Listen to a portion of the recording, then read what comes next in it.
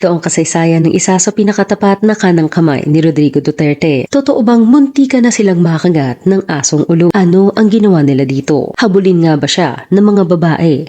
Sa squatters area nga ba siya nakatira? Anong pang-aabuso ang ginawa ng mga sundalo sa kanyang ama sa harapan niya mismo? Kilalanin natin si Rolando Bato de la Rosa. Tara, alamin natin sa history. Disclaimer, lahat ng aming babanggitin sa video na ito ay mapapanood at mababasa din sa iba't ibang online sites at articles. Para sa mas maraming videos, maaari nyo ding bisitahin ang aming official Facebook page na Philippine Shocking Story. Panimula, si Ronald Marapon de la Rosa o mas kilala sa kanyang palayaw na Bato ay ipinanganak sa isang mahirap na pamilya sa Barangay Bato, Santa Cruz, Davao del Sur noong ika-21 ng Enero 1962.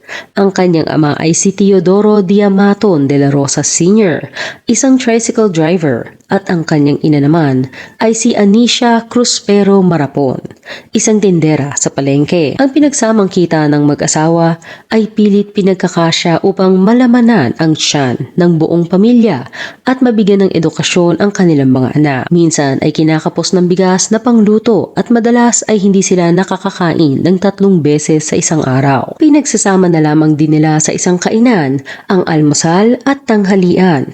Pero sa kagandahang palad, bilang sa probinsya sila nakatira, ay mayroong mga root crop at mga tanim na prutas gaya ng saging sa likuran lamang ng kanilang bahay na maaari nilang ipantawid guto. Dagdag pa dito na malapit ang kanilang baryo sa dalampasigan. Kaya naman ay kung gusto nila ng ulam, ay maaari silang mamingwit ng isda o di kaya'y manguha ng mga seashells sa tabing dagat kapag low tide. Ikalawa si Bato sa 7 magkakapatid. Maaga siyang natuto sa gawaing bahay kasama na ang pag-aalaga sa mga mas nakababata niyang kapatid na madalas ay sa kanya ibinibili ng mga magulang tuwing pareho silang mawawala sa bahay upang magtrabaho. Lahat ng ito ay naisasabay niya sa kanyang pag-aaral. Maagang namulat si Bato kung ano ang magagawa ng labis na kahirapan. 2 sa kanyang mga kapatid ay maagang namatay nang dahil sa hindi sapat ang kanilang pinansyal na kakayahang maipagamot ang mga ito at maagapan ng magkasakit. Ang isang kapatid niya ay pumanaw sa edad na 2 taon dahil sa pneumonia at ang isa naman ay noong 12 taon dahil din sa isang impeksyon. Aniya, 2 of my siblings, sumunod sa akin, 2, puro lalaki, namatay at a very young age dahil sa sakit. Kung may pera lang kami, buhay iyon. Mga simple na sakit lang na due to poverty, hindi na-address, namamatay. Bukod sa kahirapan, isang pangyayari din ang tatatak sa isip ng batang si Bato dahil sa ginawang kalupitan ng militar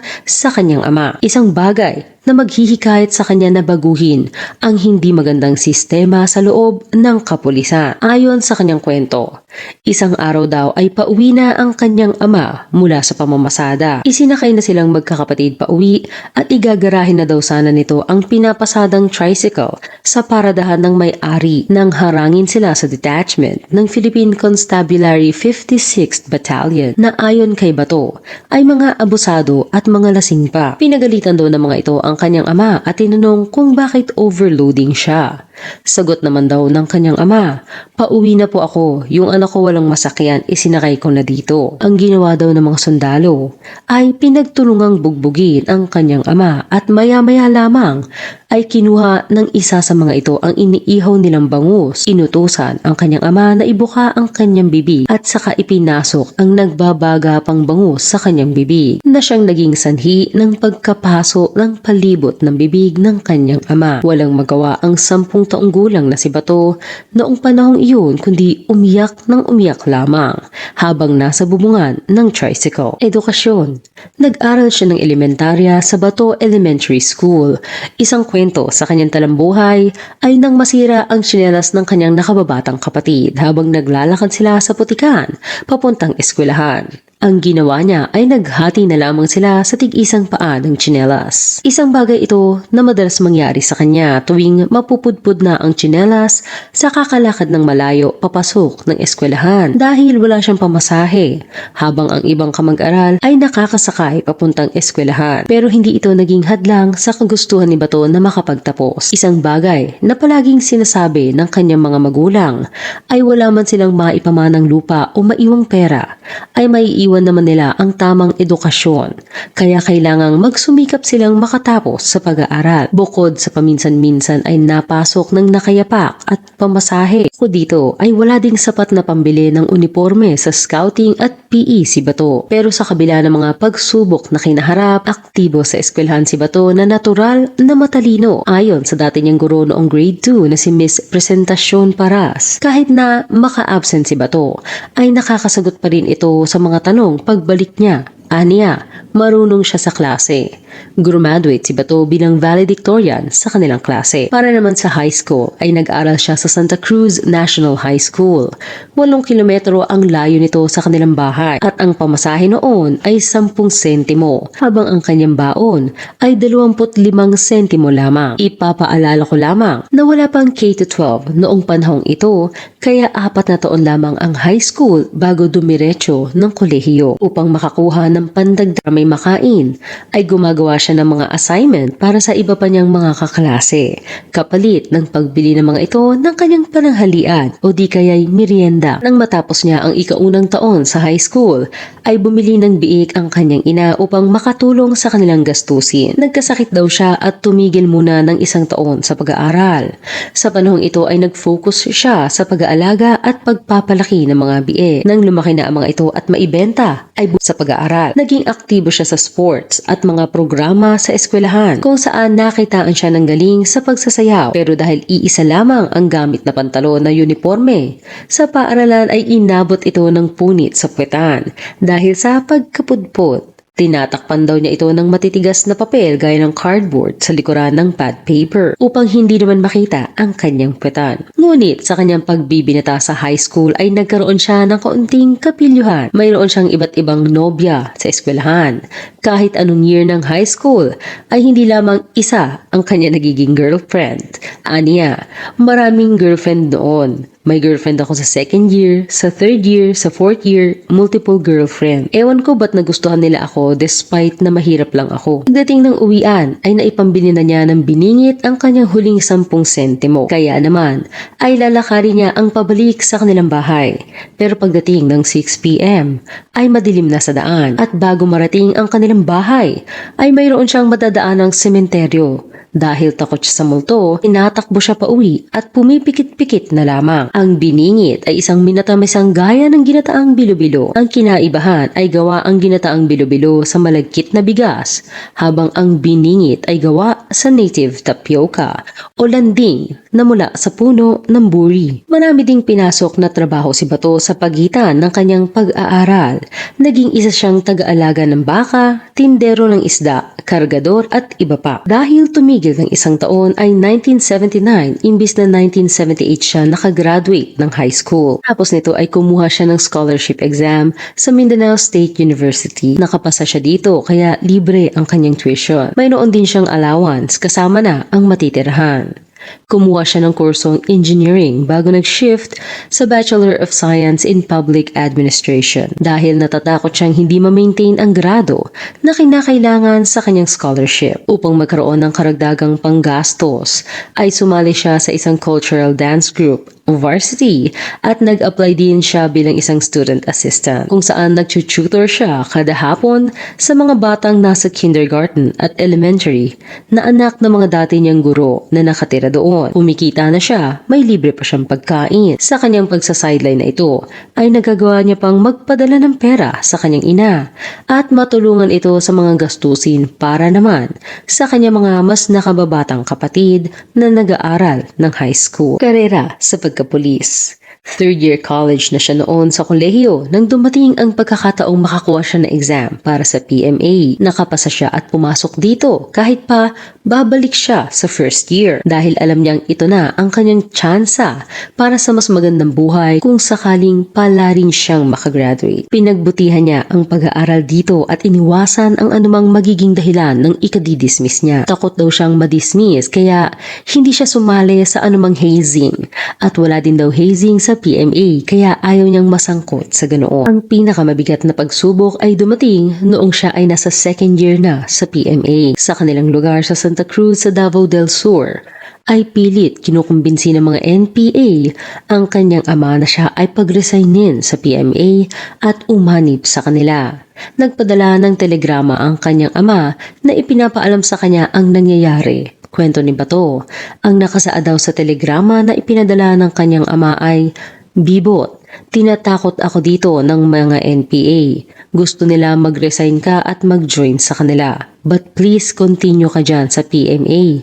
Tapusin mo yan, sayang yan." Bibot o Bebot ang kanyang palayaw noong bata pa siya. Ngunit saan nga ba niya nakuha ang kanyang palayaw na bato? Matapos niyang makagraduate ng PMA ay ipinadala siya bilang mga Scout Rangers sa Tanay Rizal. At pagbalik niya ng Davao ay maskulado na siya. Aniya, batong-bato yung katawan ko. Pagbalik ko dun sa Camp Katitipan sa Davao City, yung mga senior officers ko doon nung nakita ako sabi nila, bato. Mula daw nito ay tinawag na siyang bato. Dagdag pa na mula siya sa barangay Bato, kaya't mas dumikit pa ang bansag sa kanya. Hindi na daw ito nawala kahit pa magpalit siya ng rango, mapa-lieutenant, captain, major, colonel o general pa, ay hindi siya tinatawag sa kanyang pangalan. Imbis na General De La Rosa, ay General Bato ang tawag sa kanya. Sa kanyang baryo naman ay nagsisimula ng daragin ng mga NPA ang kanyang amang si Teodoro. Ayon sa kwento mismo ni Bato, kalakasan daw noon ng NPA sa Davao.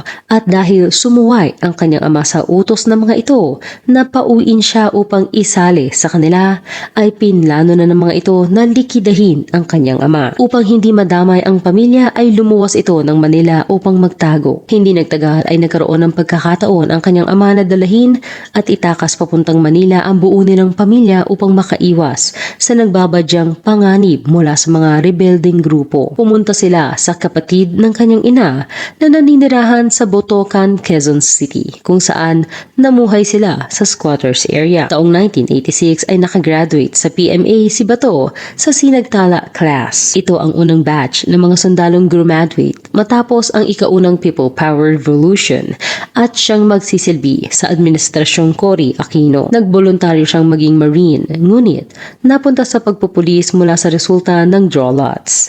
Agad siyang nadestino sa PNP Region 11 na kilala dati bilang Camp Katitipan sa may Davao City na may ranggong Second Lieutenant Police Official.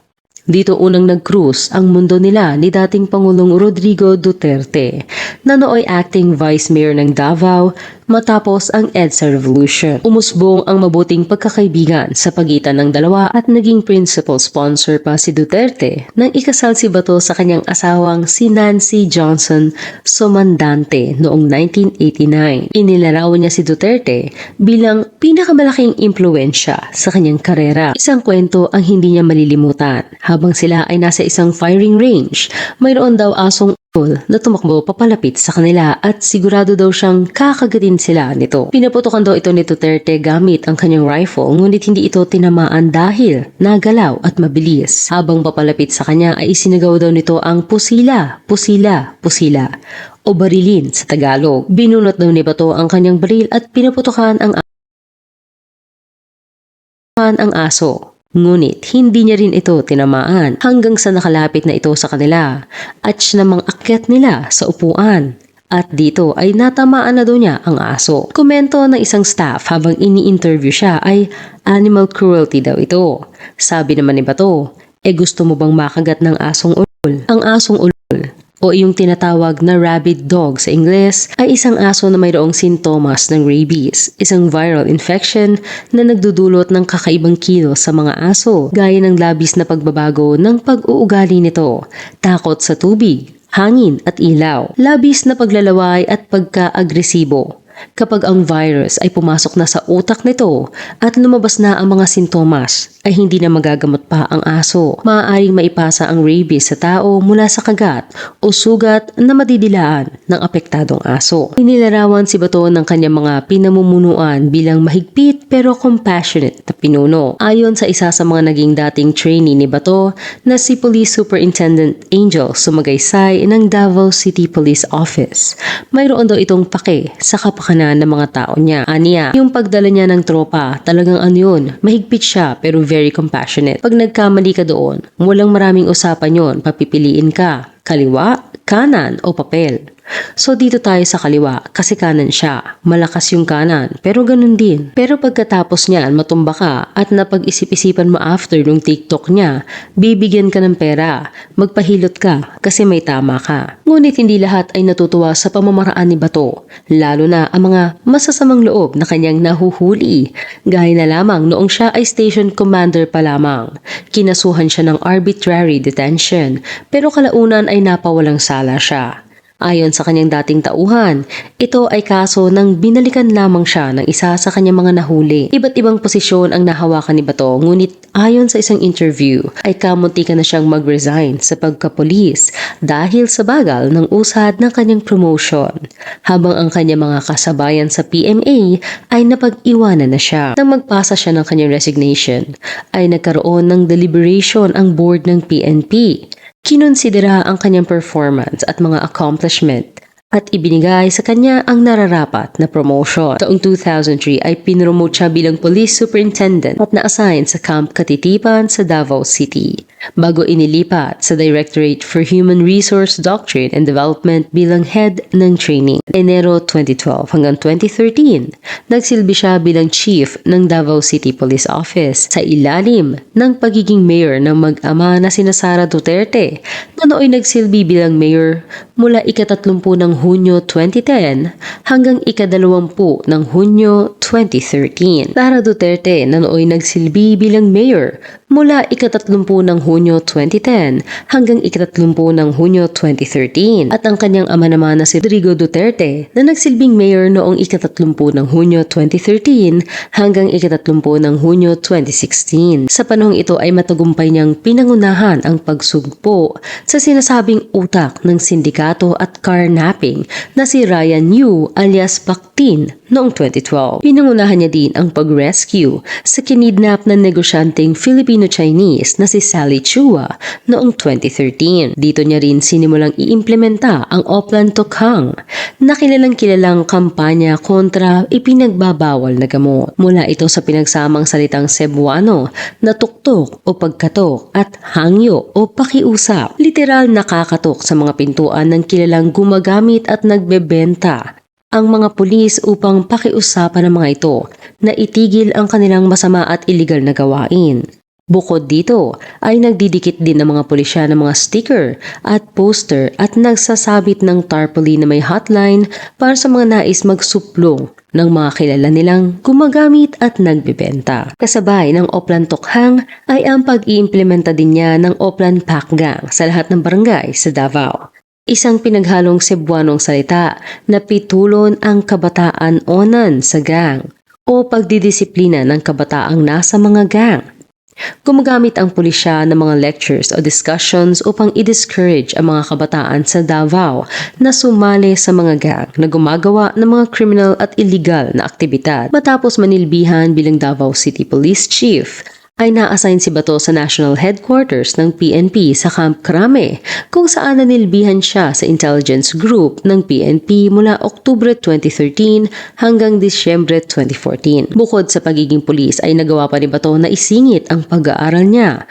Kumuha at nakagraduate siya ng kanyang master's degree para sa public administration noong 1998 at doctorate o PhD sa development administration noong 2006 sa University of Southeastern Philippines sa Davao City. Ilang araw bago ang May 9, 2016 general elections ay tinanggal ng Camp Crame sa posisyon si Bato at ginawang floater dahil sa kanyang pagsuporta kay nooy Mayor Rodrigo Roa Duterte na isang kandidato sa pagkapangulo. Sa kanyang Facebook post noong ika-1 ng Mayo, nakasaad dito, "I am the Brigade Commander of the PNP RSSF, Reactionary Standby Support Force, composed of 8 battalions close to 5,000 personnel based in Camp Crame. Kayong mga mangdadaya at mangliligalig ngayong May 9 elections, humanda kayo. We will crush you.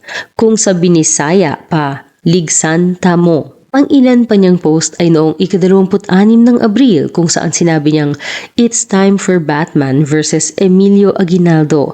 Who will win? The fictional superhero or the real Filipino hero?" Tila isang reference kay Duterte na sinabi sa huli at ikatlong debate sa Pangasinan na major finance contributor niya si Emilio Aguinaldo, habang ang standard bearer naman ng Liberal Party na si Manuel Rojas II ay gumamit ng quote mula kay Batman. Ika-28 ng Marso, kalakip ang isang black and white na larawan ni Rodrigo Duterte na may hawak na M16 rifle ay binati niya ito para sa kanyang kaarawan. Nakasaad dito, "You have been the greatest influence in my career. I never feared to enforce the law and prevent crimes because you are always there watching my back. To the greatest leader on earth, Mayor RRD, happy birthday sir. Wishing you the best of health and the best of 2016. May God bless you more." Tumanggi na magkomento si Bato sa pagkakasibak niya sa kanyang pwesto. Pero sinabi niyang, "Nakikita ko naman yung pinost ko. There was nothing partisan about it. Sa akin lang naman is nag-word lang ako eh." At nang tanungin kung bakit itinag pa niya si Bongo, ay nagawa pa niyang magpatawa at sinabing, "Facebook friend ko siya eh." Tinanggi naman ng kanyang commanding officer na si Deputy Director General Danilo Constantino na may kinalaman sa kanyang Facebook posts ang pagkakatanggal kay Bato sa duty. Pero iimbestigahan ng PNP Internal Affairs Service ang mga nasabing post para sa posibleng administrative liabilities. Itatalaga si Bato upang pamunuan ang seminar para sa pagpapaalala sa mga tauhan ng pulisya ang kanilang tamang pag-uugali sa panahon ng halalan at mag-focus sa kanyang responsibilidad bilang Executive Officer ng PNP sa Directorate for Human Resource and Doctrine Development o HRDD. Pinaalalahanan naman ni Police General Constantino ang lahat ng mga kapulisan na manatiling profesional at neutral bilang mga opisyal ng PNP sa gaganaping eleksyon. Po bilang bagong Pangulo ng Pilipinas si Rodrigo Duterte ay itinalaga niyang PNP Chief si Bato upang tuparin ang kanyang hangarin na sugpuin ang ipinagbabawal na bisyo at kriminalidad sa bansa. Ginanap ang inaugurasyon ni Bato bilang PNP Chief pagdating ng ika-1 ng Hulyo 2016, kasabay ng kanyang promotion bilang Director General, ang pinakamataas na ranggo ng opisyal sa PNP. Sa kanyang inaugurasyon ay sinabi niyang siya ang magsisilbi ngayon bilang ama ng mga miyembro ng PNP na magmamahal at mag-aalaga sa mga ito. May bigyan ng pabuya ang mga mahuhusay sa kanilang trabaho at paparusahan ang mga gumagawa na mali. Ipinangako niyang uubusin niya ang mga scalawags o iyong mga pulis na sangkot sa paggawa ng masasama, kotong, abusado at tamad na kapulisan. Binigyan niya ang mga ito ng 48 hours upang voluntaryong sumuko sa kanya. Dahil kung hindi, ay darating din ang pagbabago at maging ang birthday nila ay mapapalitan ng November 2. Ninaya niya ang sambayanan na tulungan ang PNP sa kanilang laban at ipagdasal sila na magawa na maayos ang kanilang trabaho nang walang naaabusong karapatan ni numan. Patunay sa sinasabi ni Bato na hindi siya natatakot ipatupad ang batas dahil parating nasa likod lamang niya si Duterte, ay sinabi naman ni Duterte sa kanyang talumpati na, "Do your duty, I will for you.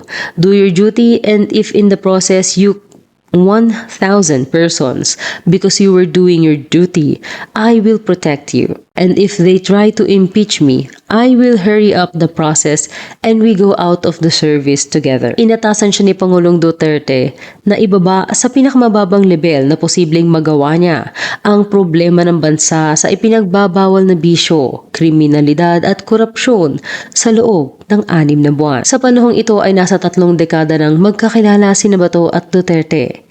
Sinabi ni Bato sa isang interview na may tiwala sila sa isa't isa dahil sa tagal ng kanilang pinagsamahan. Alam na daw ni Duterte ang kaya niyang gawin at alam niya ang gusto ni Duterte na mangyari. Kahit hindi na sila mag-usap ay naiintindihan nila ang isa't isa na parang isang mental telepathy. Simula ng maluklok bilang PNP chief ay madalas nang maging laman ng balita si Bato. Kadalasan ay dahil sa kontrobersiya na kasama ng pagpapatupad niya ng Oplan Tukhang sa buong bansa. Marami ang natuwa dito dahil sa pagbaba ng krimen at sa sumunod na buwan lamang ay umabot ng 49%. Sa kabilang banda ay marami din ang tumutol sa pamamaraan ng pagpapatupad nito dahil sa dami ng buhay na nawala. Ilan na sa mga ito ay mga religious groups at human rights groups. Sa isang interview ay sinabi ni Bato na bad people so that good people may live. Pag sila lumaban ha, hindi yung weak of will. Haha, no. Them pag sila lumaban. Mensahe naman niya sa mga kamag-anak na mga napatay na durugista, marumi at napakabayolente ng giyera kontra masamang bisyo. Masakit din sa kalooban nilang gawin ito, ngunit kailangang mayroong gumawa nito. Kung sa tingin nila ay hindi nasunod ang hustisya sa pagkakapatay sa kanilang mahal sa buhay, ay maaari silang mag-file ng kaso at handa silang harapin ito sa korte. Humingi din siya ng pasensya, aniya. Kahit number 1 critic natin dyan, the human rights na palaging galit na galit sa mga namamatay, deep inside their heart I know na sila rin nagpapasalamat sa ginagawa ng pulis dahil sila rin ay may pamilya. Sila rin ang may mahal sa buhay na gusto nila na libre makakalakad sa lansangan, na hindi nasasaktan at hindi sinasaktan at hindi po na-endanger ang buhay. Kaya pasensya na po dahil itong aming trabaho talagay napakabigat. Isang bagay naman ang ikinagulat niya na hindi daw niya inaasahan na mismong sa loob ng kapulisan ay ganoon karami ang sangkot sa masamang bisyo na kung hindi nagbebenta ay nagbibigay ng proteksyon, lalo na daw sa Metro Manila. Sa dami ng reklamong human rights violation laban sa kanya, hindi alam ng karamihan na ang kanyang pamilya mismo ay nakaranas nito ng pagtulungang bugbugin ng mga sundalo ng PC ang kanyang ama noong siya ay 10 taong gulang pa lamang. Ang mga sundalong ito ay naging under pa niya noong siya ay ma-assign sa Davao. Tinanong niya daw ang mga ito kung naaalala ba nila yung batang iyak ng iyak sa taas ng tricycle habang binubugbog nila ang ama nito. Umami naman ang isang sarhento na natatandaan nila ito at laking gulat ng mga sangkot nang sabihin ni Bato na siya ang batang iyon. Labis-labis daw ang paghingi ng tawad ng mga ito sa kanya, ngunit kung inaakala mo na gumanti si Bato ay hindi niya ito ginawa.